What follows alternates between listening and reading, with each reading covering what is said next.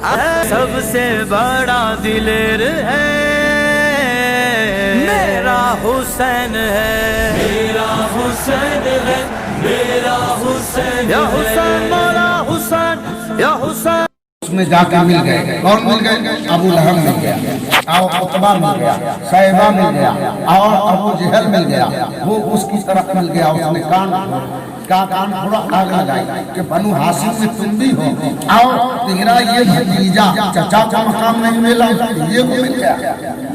اس طرح اس نے چکلس بازی کی اور اسی حسد میں وہ ہو گئے، یہاں تک کہ اللہ تبارک و تعالی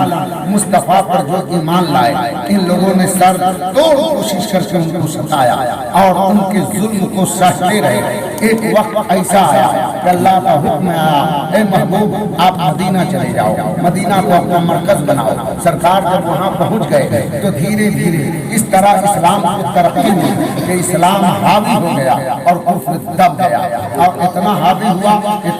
ہوا اللہ نے وہ کامیابی دی کہ یہ کفر کیا ہے، اسلام کے سورج طلوع ہوا تو بنی امیہ کے گھر میں بھی جا کر وہ سورج روشنی پہنچا دیا۔ اب اسی بنی امیہ سے ابو سفیان کلمہ پڑھ لیا، ہندا کلمہ پڑھ لی، اور اسی کا بیٹا آتے حضرت اسی قبیلے میں ایک حضرت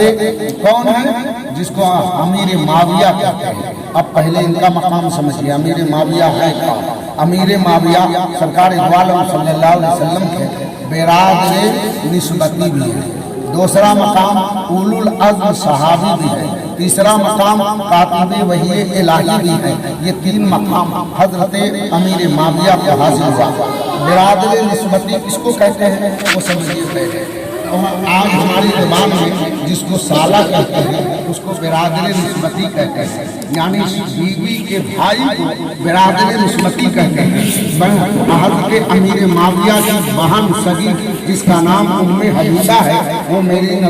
نبی کے ازواج میں ہے، جوزہ ہے، ان سے نبی کا نکاح ہوا، تو آپ سالہ بھی ہوئے۔ اور اس کے بعد سرکار نے چند لوگوں کو چنا تھا، ان چنیدہ لوگوں میں امیر معاویہ ہے کاتب وحی الہی لکھنے کے لیے، اور آپ ایک اولو العزم صحابی ہیں جو راشدون میں ہیں۔ اللہ فرماتا ہے میرے محبوب جتنے صحابہ آپ کے ہیں وہ سب راشدون ہیں۔ راشدون کا مطلب یعنی رشد و ہدایت پا کر رشد و ہدایت وہ راشدون ہیں۔ تو یہ مقام امیر معاویہ کا۔ اب چلیے اس میں عبداللہ بن سبا، تو کبھی کبھی معاملہ ہوتا ہے کہ اسلام کی ترقی ہو گئی تو کچھ لوگ دل سے نہیں مانتے کہ میں مسلمان ہوں، لیکن تلوار جب چلی اور سارا علاقہ مسلمان ہو گیا تو دباؤ میں دل میں قضی ہے اور وہ اسلام کا لبادہ پڑھ لیا، یعنی کلمہ پڑھ لیا، لیکن دل میں جلن ہے کہ آج اس کی ترقی ہے، میں اسی میں رہوں گا، سرنڈر کر جاتا ہوں، وقت آئے گا تو دکھاؤں گا، وقت آئے گا تو سر ابھاروں گا۔ تو اس میں عبداللہ بن سبا ہے، وہ دیکھا کہ آپ میری دال گلے گی نہیں، تو وہ ایسا منافق بنا کہ اسلام کا لباس پہن کر اس کے آنگن میں داخل ہو گیا۔ سرکار دو عالم صلی اللہ علیہ وسلم کے وصال ملال کے بعد صدیق اکبر کا زمانہ آیا، جب صدیق اکبر کا زمانہ آیا اسی زمانے میں صدیق اکبر کے زمانے میں اس نے ایک پتا پھینکا،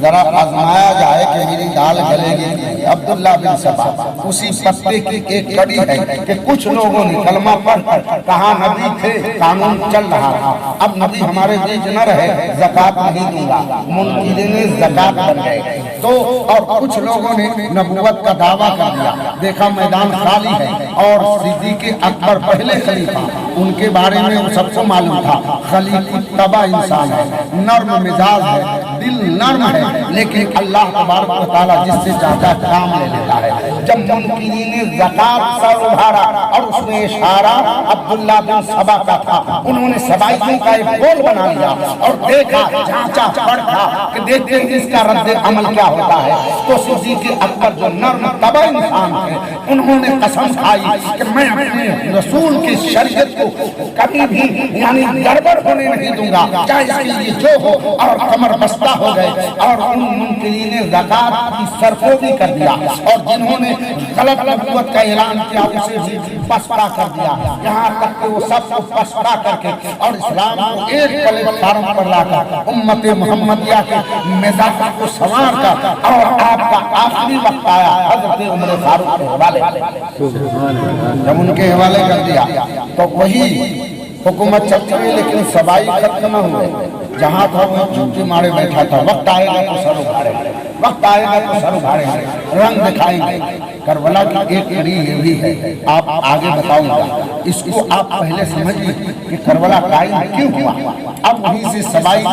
سب دھکا ہوا تھا، جب حضرت عمر فاروق کا زمانہ آیا تو بے شمار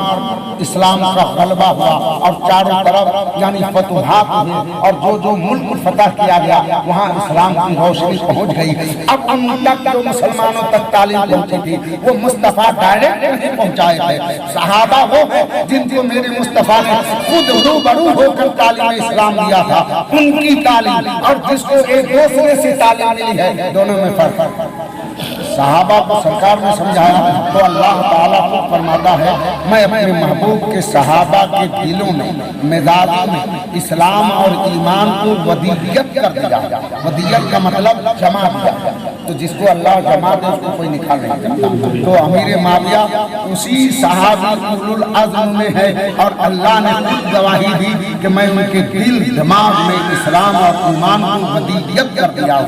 جمع دیا، اور جس کو اللہ جمع دے تو آج کوئی نکال نہیں سکتا۔ اور ان کو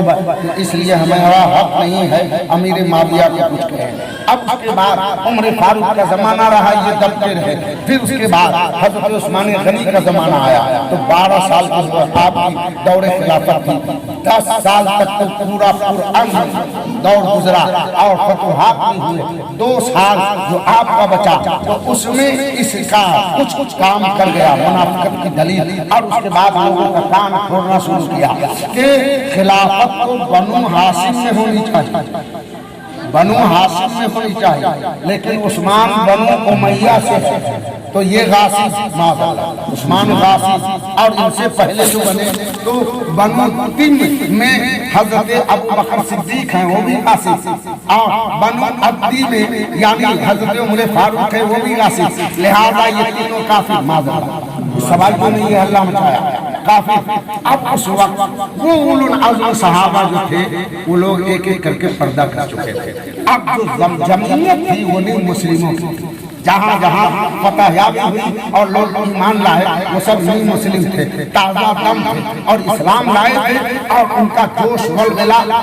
الگ تھا کہ اسلام کے خلاف ایک لفظ برداشت نہ کروں گا، جان دے دوں گا، جان لے لوں گا، لیکن ان کے اندر وہ یعنی وہ غیرت اور وہ سوچ نہیں تھی، وہ فکر نہیں تھی جو فکر گزشتہ صحابہ جس کو سرکار دو عالم صلی اللہ علیہ وسلم نے جن کی سچائی کیا تھا۔ اب ان کو موقع ملا کہ سب تین مسلم تھے، بھڑکانا شروع کیا، کہا علی کا حق تھا اور یہ 3 خلیفہ جو آگے گزرے یہ غاصب ہے، معاذ اللہ کافر ہے، اس طرح کا۔ تو وہ مسلم مسلمان ان کے جھنڈے میں آنا شروع ہوا کہ نبی کے قانون کو توڑنے نہیں دوں گا، چاہے کہ صدیق ہو، چاہے کہ عمر ہو، چاہے کہ عثمان ہو، کوئی نہیں ہو، قانون مصطفیٰ کے خلاف اگر کام کرے گا کام انہیں قتل کرنے پر آمادہ ہے۔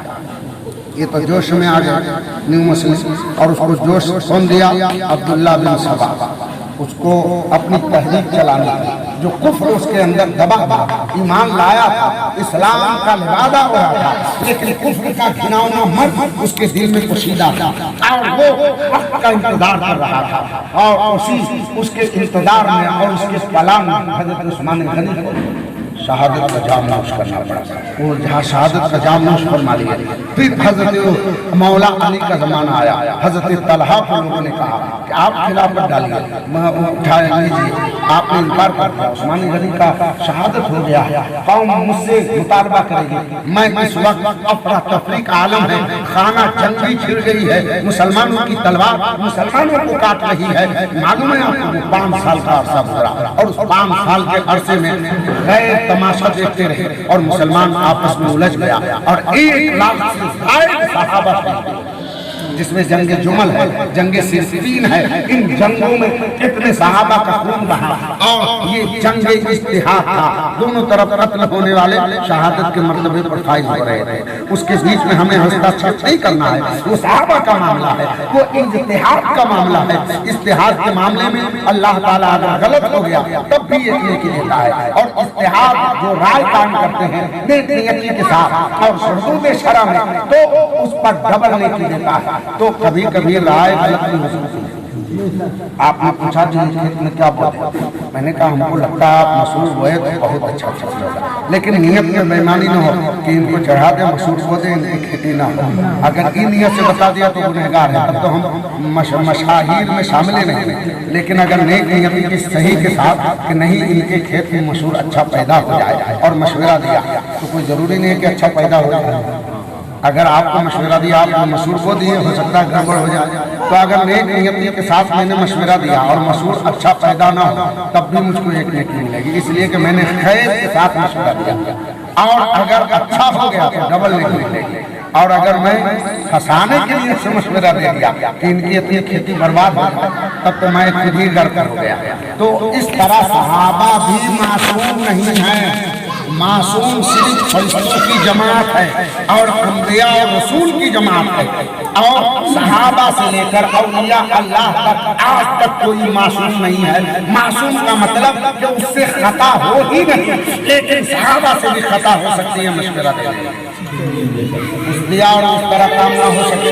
اور ولیوں سے بھی خطا ہو سکتی ہے۔ بچوں کو جو کہتے ہیں معصوم، یہ کہنا غلط ہے، صرف نبی اور فرشتے معصوم ہیں، بچے معصوم نہیں۔ آج نہیں خطا کر رہا ہے، بڑا ہو جائے گا تو ہو سکتا ہے خطا کر جائے، تو اس لیے معصوم وہ ہے جو نہ خطا کیا ہے اور نہ کبھی کرے گا،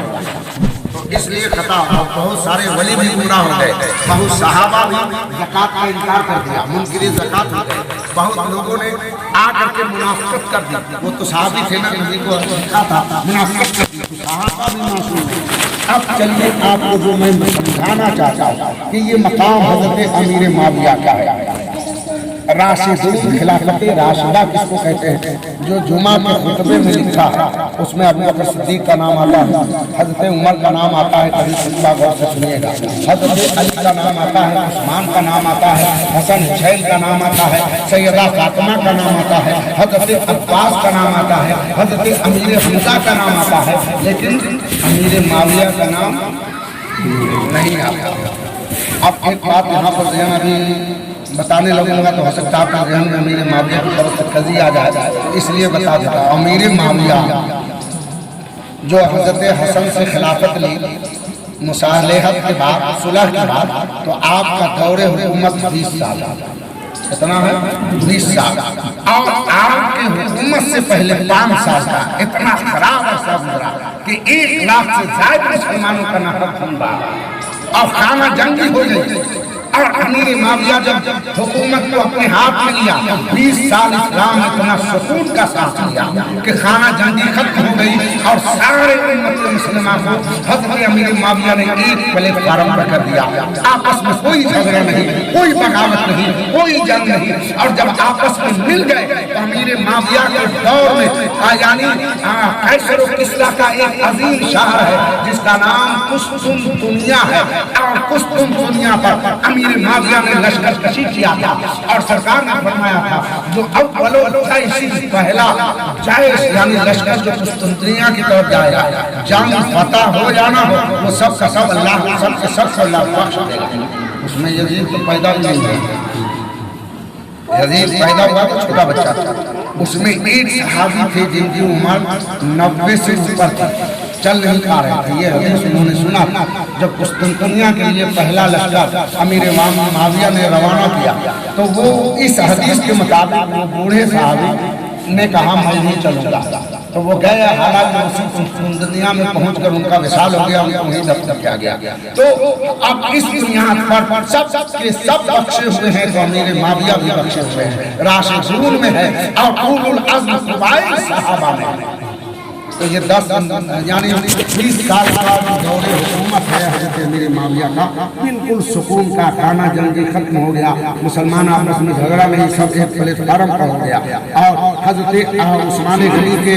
دور خلافت کا آخری 2 سال کا حصہ اور حضرت مولا علی کا پورا حصہ یہ خون خرابہ میں گزرا، جنگ جمل، جنگ صفین، یہ سب جنگیں ہوئی اور صرف مسلمان کو کاٹا اور اسلام کی ترقی رک گئی۔ جو آپس میں آدمی لڑ گیا تو باقی سے کیا لڑے گا؟ تو اس کو ہموار کرنے والی ذات امیر معاویہ کی، لیکن پھر بھی اس کو امیر معاویہ کے دور حکومت کو دور خلافت نہیں کہا گیا، دور حکومت کہا گیا۔ یہاں جملہ بدل گیا۔ حضرت ابوبکر صدیق کا دور خلافت، عمر فاروق کا دور خلافت، عثمان غنی کا دور خلافت، مولا علی کا دور خلافت، حسن کا 6 مہینے کا دور خلافت، اور وہاں کے اس کے بعد حضرت امیر معاویہ کی باری آتی ہے تو دور خلافت نہیں، دور حکومت۔ اور میری نبی کی حدیث ہے کہ 30 سال میری نیابت کی خلافت چلے گی اور 30 سال کے بعد مملوکیت چلے گی۔ مملوکیت کا مطلب یعنی حاکم بنے گا، بادشاہ بنے گا، سلطنت چلائے گا، حکومت کرے گا۔ نعرے